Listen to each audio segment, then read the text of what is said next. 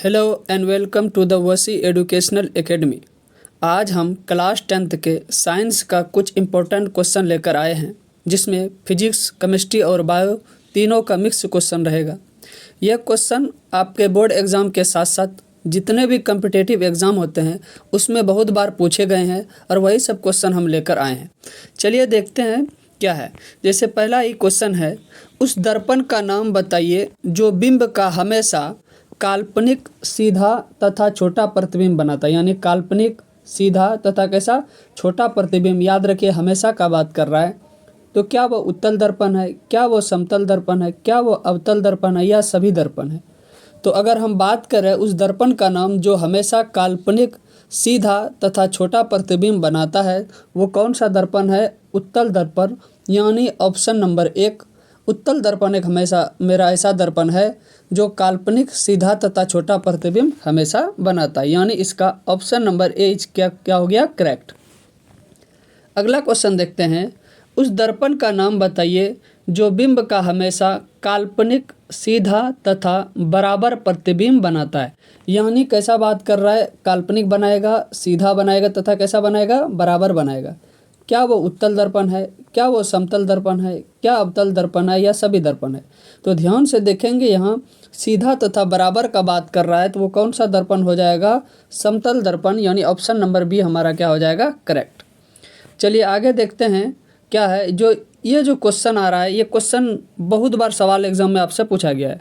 जैसे सौर भट्ठी, सोलर कुकर तथा वाहनों के अग्रदीपों में किस दर्पण का उपयोग किया जाता है? हम 3 क्वेश्चन को एक ही क्वेश्चन में मर्ज कर दिए। कभी डायरेक्ट आपसे क्वेश्चन पूछेगा सौर भट्टी में किस दर्पण का उपयोग होता है, कभी पूछेगा सोलर कुकर में किस दर्पण का उपयोग होता है, कभी पूछेगा वाहनों के अग्रदीपों में किस दर्पण का उपयोग होता है। तो क्या वो उत्तल दर्पण है, क्या वो अवतल दर्पण है, क्या वो समतल दर्पण है, या इनमें से कोई नहीं है? तो बात करेंगे सौर भट्टी, सोलर कुकर और वाहनों के अग्रदीपों में किस दर्पण का उपयोग किया जाता है। तो किस दर्पण का उपयोग किया जाता है? तो हमारा किया जाता है वो अवतल दर्पण का। किसका किया जाता है? अवतल दर्पण का। यानी ऑप्शन नंबर 2 क्या हो जाएगा? करेक्ट। अब अगला क्वेश्चन है, ध्यान से देखिएगा। अभी आपको क्या बताया ऊपर में कि अग्रदीपों का अगर बात करें तो कौन सा दर्पण था? अवतल दर्पण। लेकिन ध्यान से देखना है, साइड मिरर का अगर बात करें कि साइड मिरर के रूप में वाहन में किस दर्पण का उपयोग किया जाता है, तो किस दर्पण का उपयोग किया जाता है? क्या उत्तल दर्पण है, क्या अवतल दर्पण है, क्या समतल दर्पण? तो कौन सा दर्पण होता है? वो साइड मिरर के रूप में बात करेंगे तो उत्तल दर्पण। यानी ऑप्शन नंबर ए हमारा क्या हो जाएगा? सही हो जाएगा। यानी साइड मिरर के रूप में वाहन में किस दर्पण का उपयोग किया जाता है? तो किस दर्पण का? उत्तल दर्पण का। और अग्रदीपों में बात करेंगे तो वह कौन सा दर्पण था? अवतल दर्पण।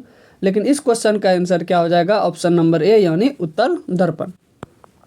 चलिए अगला क्वेश्चन देखते हैं। जो ये क्वेश्चन भी बहुत बार एग्जाम में पूछा गया है, क्या कि किसी वस्तु का अवतल दर्पण द्वारा बना प्रतिबिंब आभासी, सीधा तथा आकार में वस्तु से क्या बन जाता है? बड़ा पाया गया, तब उस वस्तु की स्थिति कहाँ होनी चाहिए? ध्यान से देखना है, अवतल दर्पण का बात कर रहा है और किसमें? आभासी, सीधा तथा आकार में वस्तु से बड़ा पाया गया, तब वस्तु की स्थिति कहाँ होनी चाहिए? तो क्या दर्पण के ध्रुव तथा फोकस के बीच, क्या दर्पण के ध्रुव पर तथा दर्पण के फोकस पर, या वक्रता त्रिज्या पर? तो अगर बात करेंगे ये क्वेश्चन का, तो ये क्वेश्चन को स्टार लगा देना है आपको, इसको याद ही रखना है, क्योंकि ये क्वेश्चन जो होता है ना आपके बहुत बार कंफ्यूज करके चले जाते हैं। तो इसीलिए किसी वस्तु का अवतल दर्पण द्वारा बना प्रतिबिंब आभासी, सीधा तथा आकार में वस्तु से बड़ा पाया गया है, तब वस्तु की स्थिति कहाँ होनी चाहिए? तो कहाँ होनी चाहिए? दर्पण के ध्रुव तथा फोकस के बीच में। यानी इसका ऑप्शन नंबर ए हमारा क्या हो जाएगा? करेक्ट। अब अगला क्वेश्चन देखते हैं क्या है। गोलीय दर्पण का सूत्र होता है, ध्यान से देखिए, पूछ रहा है आपका गोलीय दर्पण के लिए दर्पण सूत्र बताइए कौन सा होता है दर्पण सूत्र? क्या 1/u + 1/v = 1/f, या 1/u - 1/v = 1/f, या 1/u × 1/v = 1/f, या कोई नहीं? तो ध्यान से अगर देखेंगे, दर्पण सूत्र का फॉर्मूला होता है 1/u + 1/v = 1/f। यानी ऑप्शन नंबर ए हमारा क्या हो जाएगा? करेक्ट। अगला क्वेश्चन देखते हैं क्या है क्वेश्चन। किसी लेंस की क्षमता P और उसके फोकस दूरी एफ में क्या संबंध होता है। यानी अगर पी हमारे लेंस की क्षमता को दर्शा रहा है और फोकस दूरी एफ हमें दर्शा रहा है, तो बताइए कि इन दोनों के बीच में संबंध क्या होता है। क्या P बराबर 1/f का होता है, या P बराबर 2/p का होता है, या P बराबर 1+f का होता है, या F बराबर 1-p का होता है। तो ध्यान दीजिएगा इन दोनों के बीच संबंध कैसा होता है, P बराबर 1/f का, यानी ऑप्शन नंबर ए हमारा क्या हो जाएगा, सही। जब अगला क्वेश्चन देखते हैं क्या है, फोकस दूरी एवं उसकी वक्रता त्रिज्या में क्या संबंध। अगर ये क्वेश्चन पूछे तो क्या F बराबर R/2 है या R बराबर 2f है। तो ध्यान से देखना है कि फोकस दूरी एवं उसकी वक्रता त्रिज्या के बारे में बात करें तो F बराबर क्या होता है, R/2 होता है। और इसको अगर R का मान निकालेंगे इस जगह से तो क्या हो जाएगा, ये 2f हो जाएगा। इसीलिए हमारा ए भी सही है और बी भी सही है। इसका मतलब है हमारा आंसर क्या हो जाएगा, ऑप्शन नंबर सी, यानी दोनों इसका क्या हो जाएगा, सही। यानी f बराबर R/2 भी सही है और इसी को जब कि R बराबर निकाले तो हमारा क्या निकला, 2f। तो यही होता है फोकस दूरी एवं उसकी वक्रता त्रिज्या में क्या संबंध है। कभी कभी आपके एग्जाम में इससे रिलेटेड छोटा छोटा ऑब्जेक्टिव टाइप में सवाल भी दे दिया जाता है कि आपको बनाने दिया, एफ का मान दे दिया या आर का मान दे दिया, एफ निकालिए, या एफ का मान दे दिया वो आर निकालिए। चलिए अगला क्वेश्चन देखते हैं कि जब आपतन कोण 30 डिग्री हो तो परावर्तन कोण कितना डिग्री का होगा। क्या वो 60 डिग्री का होगा, क्या 150 डिग्री का, क्या 50 डिग्री का, या 30 डिग्री का। तो आपने पढ़ा होगा कि आपतन कोण और परावर्तन कोण हमेशा क्या होता है, बराबर होता है। तो यहाँ अगर बात करें आपतन कोण 30 डिग्री का है तो परावर्तन कोण भी कितना डिग्री का होगा, 30 डिग्री। यानी ऑप्शन नंबर 4 हमारा क्या हो जाएगा, सही। उम्मीद कर रहे हैं आपको समझ में अच्छा से आ रहा होगा। इस वीडियो को आप लोग लास्ट तक जरूर देखेंगे, यकीनन आपको बहुत फ़ायदा होगा। चलिए अगला क्वेश्चन देखते हैं क्या है। फिर से अच्छा क्वेश्चन आया है कि जब किरण विरल माध्यम से सघन माध्यम में जाएगी, ध्यान से देखना, किस माध्यम से, विरल माध्यम से सघन माध्यम में जाएगी तो प्रकाश की किरण किस ओर मुड़ेगी। क्या अभिलंब से दूर हटेगी, या अभिलंब की ओर जाएगी, या कोई परिवर्तन नहीं होगी, या दोनों। तो ध्यान से देखना बात क्या कि यदि विरल से सघन में जा रहा है, यानी सघन में जा रहा है, विरल का सीधा सीधा मतलब समझना है कि खाली स्थान बहुत है, और सघन का मतलब समझना है कि खाली स्थान कम है, यानी भीड़ ज़्यादा है। तो वही बात करा विरल से सघन में, अगर सघन में जाएंगे, अगर भीड़ रहेगा तो वहाँ क्या होगा, ठसम ठस आदमी रहेगा, यानी सटना पड़ेगा। तो इस स्थिति में होता है जब विरल से सघन में जाते हैं हम लोग तो क्या होता है, वो जो किरण होता है अभिलंब की और मुड़ जाता है। क्यों, क्योंकि वो सट जाता है, क्योंकि सघन में जा रहा है। लेकिन कभी कभी उल्टा क्वेश्चन पूछता है कि अगर सघन से विरल में जा रहा है तब क्या हो जाएगा, तो सघन में तो पूरा सटा सटा था, अब विरल जैसे ही जाएगा उसको ज़्यादा स्पेस मिलेगा, जब ज़्यादा स्पेस मिलेगा तो वो क्या होगा, अभिलंब से दूर चली जाएगी।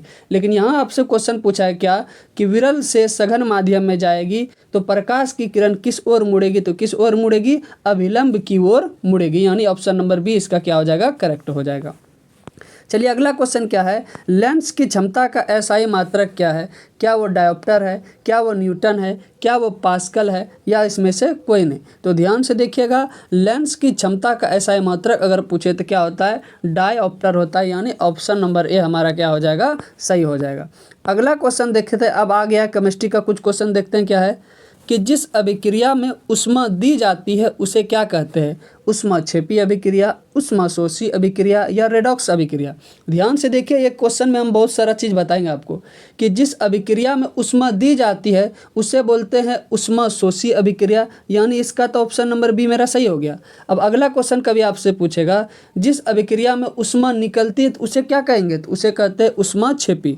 यानी ऊष्मा यदि बाहर निकले तो उसे क्या बोलते हैं, ऊष्माक्षेपी। और ऊष्मा जिसमें दी जाए तो उसे क्या बोलते हैं, ऊष्माशोषी। तो ध्यान से देखना, यहाँ क्वेश्चन क्या पूछा था, जिस अभिक्रिया में ऊष्मा दी जा रही है उसे क्या कहते हैं, तो उसे क्या कहते हैं, ऊष्माशोषी अभिक्रिया। यानी ऑप्शन नंबर 2 हमारा क्या हो जाएगा, सही।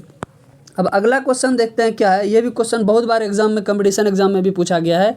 शोषण किस प्रकार के अभिक्रिया का उदाहरण है। क्या वो ऊष्माक्षेपी है, क्या वो ऊष्माशोषी है, क्या रेडॉक्स अभिक्रिया है, या कोई नहीं। तो ध्यान से देखिएगा, जब आप शोषण की प्रक्रिया यानी शोषण जब होता है तो उस टाइम क्या होता है, जब आप सांस को बाहर छोड़ते हैं तो लगेगा आपको क्या निकल रहा है, थोड़ा सा हीट निकल जा रहा है। इसीलिए ऐसे अभिक्रिया को बोलते हैं क्या, ऊष्माक्षेपी अभिक्रिया। इसलिए शोषण किस प्रकार का अभिक्रिया है, तो ये किस प्रकार का अभिक्रिया है, ऊष्माक्षेपी अभिक्रिया। यानी ऑप्शन नंबर ए हमारा क्या हो जाएगा, सही। अगला क्वेश्चन देखते हैं, उस अभिक्रिया का नाम बताइए जिसमें एक पदार्थ ऑक्सीकृत होता है तथा दूसरा पदार्थ अवकृत। यानी ऑक्सीकृत तथा अवकृत अगर दोनों का बात करें तो ऐसे अभिक्रिया का अगर नाम पूछे तो क्या आता है उस अभिक्रिया का नाम? उसे ही कहते हैं हम लोग रेडॉक्स अभिक्रिया। क्या कहते हैं? रेडॉक्स अभिक्रिया। यानी उस पदार्थ का यानी उस अभिक्रिया का नाम बताइए जिसमें एक पदार्थ ऑक्सीकृत होता है तथा दूसरा पदार्थ अवकृत होता है, तो वो कौन सा अभिक्रिया होता है? उसे ही कहते हैं हम लोग रेडॉक्स अभिक्रिया। यानी ऑप्शन नंबर 3 हमारा क्या हो जाएगा? सही हो जाएगा। अगला क्वेश्चन देखते हैं। क्या है अगला क्वेश्चन? कि हमारे शरीर में भोजन के पाचन द्वारा जिस प्रकार की अभिक्रिया प्रदर्शित होती है वो कौन सी अभिक्रिया होती है? यानी किसका बात कर रहा है? भोजन के पाचन में। तो क्या वो वियोजन अभिक्रिया, क्या वो संयोजन अभिक्रिया, क्या वो विस्थापन अभिक्रिया, या कोई नहीं? तो अगर भोजन के पाचन में बात करें तो वो कौन सा अभिक्रिया होता है? वियोजन अभिक्रिया होता है। यानी ऑप्शन नंबर ए हमारा क्या हो जाएगा? सही हो जाएगा। अगला क्वेश्चन देखते हैं।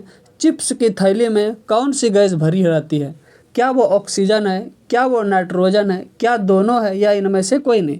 तो हम भी जानते हैं चिप्स की थैली में नाइट्रोजन गैस भरी जाती है। कौन सी गैस? नाइट्रोजन। यानी ऑप्शन नंबर बी इसका तो सही होगा। अब सवाल आता है क्यों भरी जाती है? क्योंकि वो चिप्स उसमें ख़राब नहीं हो, इसीलिए उसमें क्या भरी जाती है? नाइट्रोजन भरी जाती है। अगला क्वेश्चन है, लिटमस का स्रोत क्या है? यानी लिटमस कहाँ से मिलता है? क्या वो लीचेन से मिलता है, क्या वो कागज़ से मिलता है, क्या वो पेंट से मिलता है, या कोई नहीं? तो ध्यान से देखिएगा। लिटमस का स्रोत बोले तो कौन होता है? लीचेन नाम का पौधा होता है। यानी ऑप्शन नंबर ए हमारा क्या हो जाएगा? सही, कि लिटमस का स्रोत कहाँ से होता है? लीचेन से होता है। अगला क्वेश्चन देखते हैं।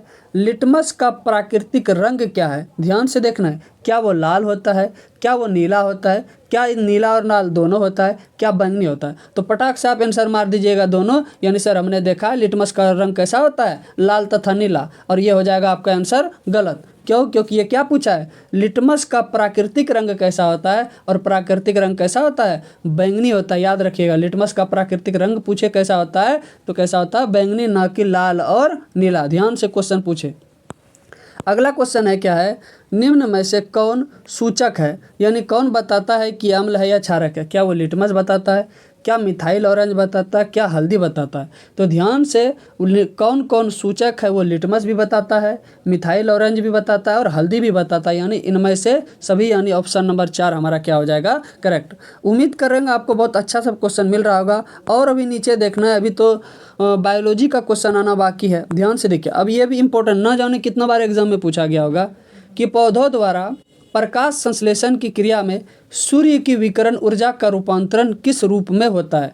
यानी पूछता है कि जो प्रकाश संश्लेषण है सौर ऊर्जा को किस ऊर्जा में बदलता है प्रकाश संश्लेषण के दौरान? तो क्या वो यांत्रिक ऊर्जा में है, क्या वो रासायनिक ऊर्जा में है, क्या वो विद्युत ऊर्जा में है? तो ध्यान से देखना है। इसका ऑप्शन नंबर हमारा क्या हो जाएगा? बी। यानी वो किस ऊर्जा में बदलता है? रासायनिक ऊर्जा में। याद रखना, ये क्वेश्चन बहुत बार पूछा गया है कि पौधों द्वारा प्रकाश संश्लेषण की क्रिया में सूर्य की विकिरण ऊर्जा का रूपांतरण किस ऊर्जा में होता है? तो किस ऊर्जा में होता है? रासायनिक ऊर्जा में। याद रखना, किसमें? रासायनिक ऊर्जा में होता है। याद रखना, ये क्वेश्चन भूलना नहीं है। चलिए अगला क्वेश्चन देखते हैं क्या है। उन वर्णकों का नाम बताइए जो सौर ऊर्जा को ग्रहण करता है। अभी ऊपर में जो सौर ऊर्जा का ग्रहण कर रहा था वो कौन करता है? क्या वो क्लोरोफिल पर्णहरित करता है, पत्ता करता है, डाली करता है, कोई नहीं करता है? तो याद रखना है, सौर ऊर्जा का जो ग्रहण करता है वो कौन करता है? क्लोरोफिल यानी पर्णहरित करता है। अगला क्वेश्चन देखते हैं क्या है। एक ऐसे जंतु का नाम बताइए जो प्रकाश संश्लेषण क्रिया द्वारा अपना भोजन बनाता है। तो मतलब ध्यान से देखना, किसका बात कर? एक ऐसे जंतु का नाम बताइए जो प्रकाश संश्लेषण करता है। क्या करता है? जंतु अब प्रकाश संश्लेषण करता है। तो क्या वो पेड़ पौधा है, क्या युगलीना है, क्या दोनों है, कोई नहीं? तो ध्यान देना, वो किसका बात कर रहा है? जंतु का बात कर रहा है। पेड़ पौधा तो प्रकाश संश्लेषण से अपना खाना बनाता ही, लेकिन क्या पूछा? उस जंतु का नाम बताइए। तो उस जंतु का नाम क्या है? युगलीना। क्या नाम है? युगलीना। यानी ऑप्शन नंबर बी इसका क्या हो जाएगा? सही हो जाएगा। अगला क्वेश्चन है, ध्यान से देखिएगा। निम्न में से कौन पादप परजीवी है? खलिया परजीवी का बात नहीं कर रहा है, पादप परजीवी का। तो ध्यान देना है, क्या वो कृमि है, क्या वो जू है, क्या वो अमरबेल है, क्या इनमें से सभी है? अगर सिर्फ परजीवी का बात करता ना तो उसमें कृमि भी हो जाता, जू भी हो जाता, अमरबेल भी हो जाता, लेकिन यहाँ स्पेसिफिक कर दिया कौन सा परजीवी को लेना है, पादप परजीवी। तो पादप परजीवी में कौन आता है हमारा, अमरबेल आता है, यानी ऑप्शन नंबर 3 इसका क्या हो जाएगा, सही। लेकिन अगर जंतु परजीवी का बात करेंगे तो कौन कौन आ गया, कृमि तथा जू। लेकिन यहाँ पूछा था पादप परजीवी, तो कौन हो जाएगा, ऑप्शन नंबर 3 यानी अमरबेल इसका सही आंसर हो जाएगा। अगला क्वेश्चन है, अब आ रहा है कि बायोलॉजी का भी क्वेश्चन आ रहा है। मनुष्य के लार ग्रंथियों में कौन सा एंजाइम पाया जाता है, क्या वो टाइलिन, क्या पेप्सिन, क्या दोनों या कोई नहीं। तो दोनों देख के दोनों नहीं मार देना है। मनुष्य के लार ग्रंथि में कौन सा एंजाइम पाया जाता है, टाइलिन। कौन सा पाया जाता है, टाइलिन, यानी ऑप्शन नंबर ए इसका क्या हो जाएगा, करेक्ट। अगला क्वेश्चन है, श्वसन और दहन, यानी श्वसन के टाइम भी और दहन यानी जलने के टाइम भी कोई एक समानता बताइए। तो क्या ये दोनों ऑक्सीकरण की क्रिया हैं, क्या दोनों कार्बन डाइऑक्साइड की क्रिया है, या इनका ऑप्शन नंबर दोनों सही है, या इनमें से कोई नहीं। तो इसका अगर बात करें कि श्वसन और दहन में कोई एक समानता का अगर बात करें तो इसमें समानता क्या है, ये दोनों कैसा है, ऑक्सीकरण की क्रिया है, यानी ऑप्शन नंबर ए इसका क्या हो जाएगा, करेक्ट हो जाएगा। अगला क्वेश्चन देखते हैं, कोशिका की आत्महत्या की थैली किसे कहा जाता है। तो ये भी क्वेश्चन ना जाने एग्जाम में कितना बार पूछा है, तो इसका तो आंसर बिना बताए भी बता दीजिएगा। माइटोकॉन्ड्रिया, लाइसोसोम, पेप्सिन या कोई नहीं। तो क्या होता है इसका आंसर, लाइसोसोम, यानी कोशिका की आत्महत्या की थैली किसे कहा जाता है, लाइसोसोम को कहा जाता है, यानी ऑप्शन नंबर 2 इसका करेक्ट हो जाएगा। अब अगला क्वेश्चन क्या है, ग्लूकोज के ऑक्सीकरण में एटीपी कितने अणु बनते हैं। तो ध्यान से देखना, क्या 30 एटीपी या 2 एटीपी, 38 एटीपी या कोई नहीं। तो ग्लूकोज के ऑक्सीकरण में एटीपी में कितने अणु बनते हैं, कितने बनते हैं, 38 एटीपी, यानी ऑप्शन नंबर सी इसका क्या हो जाएगा, करेक्ट हो जाएगा। उम्मीद करते हैं आपको ये वीडियो बहुत अच्छा लगा होगा। इस वीडियो को ज़्यादा से ज़्यादा दोस्तों के साथ शेयर करें और इसी तरह वीडियो पाने के लिए इस चैनल से ज़रूर जुड़े। Thank you.